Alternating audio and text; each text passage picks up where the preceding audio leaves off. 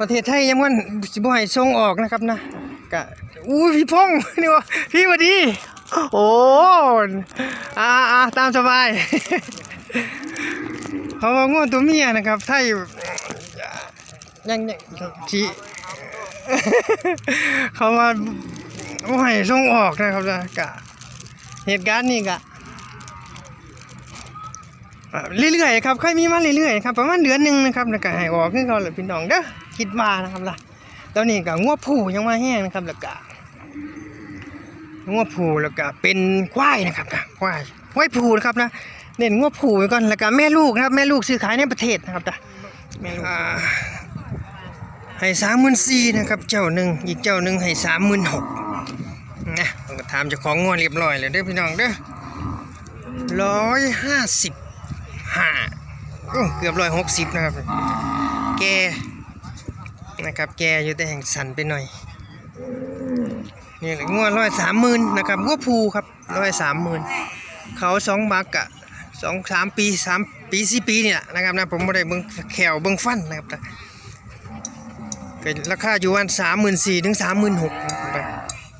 ถ่ายให้พี่น้องชมเดี๋ยวเบิ่งถ่ายให้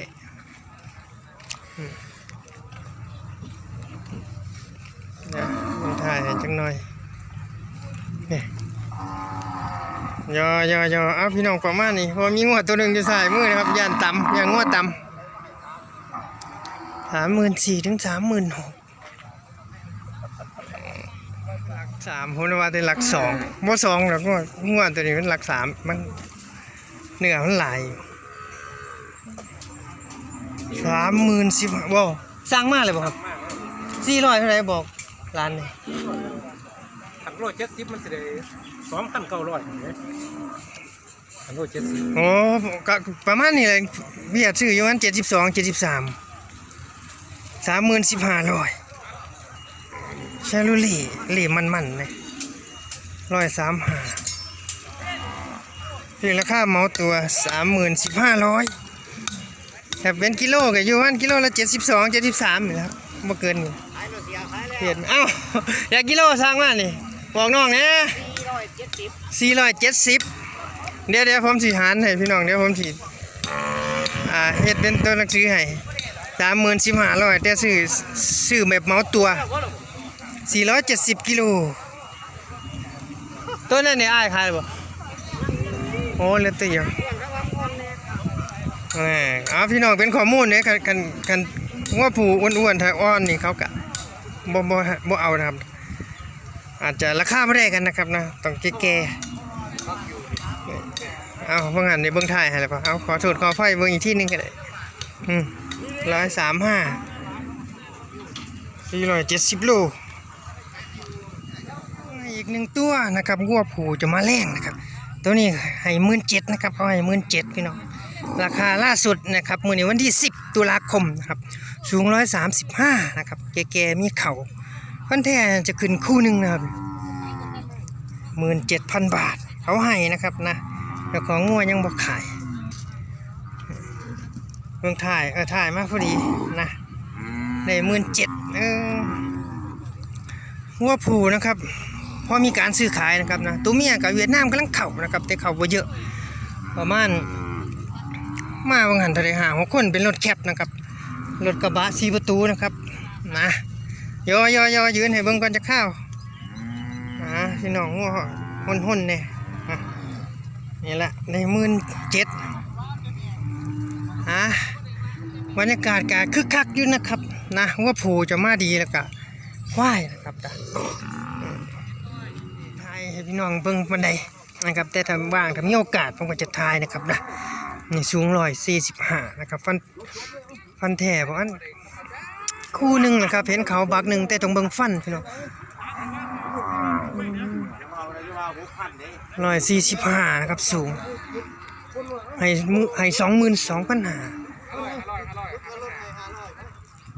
อยากได้25,500นะแต่งัวตัวนี้มันบ่แม่นงัว22,500ดอกพี่งัว22,500มันน้อยกว่านี้งัวตัวนี้งัว3-4,000 5,000พุ่นล่ะนะครับนี่ว้าวที่ผมทายเลยนะครับ ว่างัวผู22,000นี่ผมทายโอ้หลายตัวเป็น10 20ครับแต่ละนัดครับบางที่ก็บ่ได้ลงพี่น้องนะเก็บข้อมูลไว้นะครับเนี่ย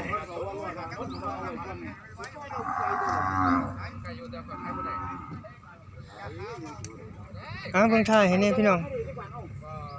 โอ้หลอด5,000เขาให้24,000อยู่ตัวนี้เดี๋ยวเบิ่งทายให้เนื้อหลาย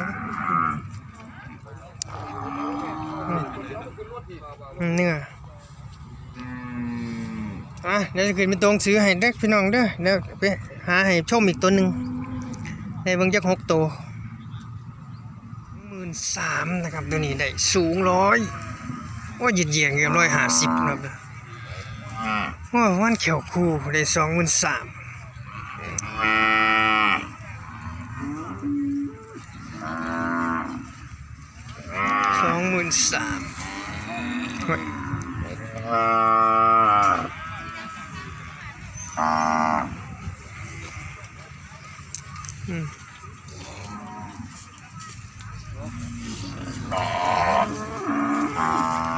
ตัวอ้วนเนี่ยจะพันกัน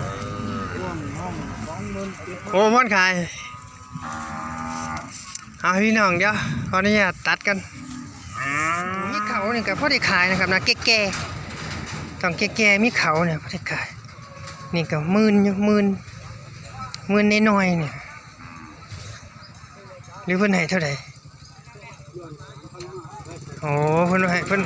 ให้ต่ำกว่า13,000นะครับนะ12,500นะครับประมาณ100ตัวนี้แบบว่า100เท่าไหร่130ได้ชาวบ้านเขาก็ซื้อนะครับซื้อขายแล้วก็บ่ได้ขายเขากลับบ้านจังซี่นะครับนะตลาดก็สิประมาณนี้นะครับมีเขาจังซี่ก็บ่ได้ซื้อขายโอ้ยังได้13,000ก็จะให้อยู่ประมาณ12,500นะครับเนี่ยเขาจะบอกย้อน13,000โอ้ให้12,700 บาทนะครับนะนี่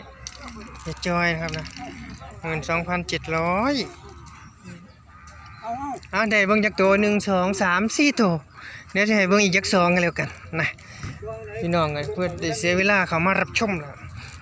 ตัวนี้หรือเบิ่งถ่ายก็พี่น้องนะว่าอ้วนต้องเบิ่งถ่ายแน่เด้โอ้หลังเขามีเนื้ออยู่ตัวนี่ถ่ายประมาณนี้ตัวนั้นก็ได้แล้ว12,700นะครับ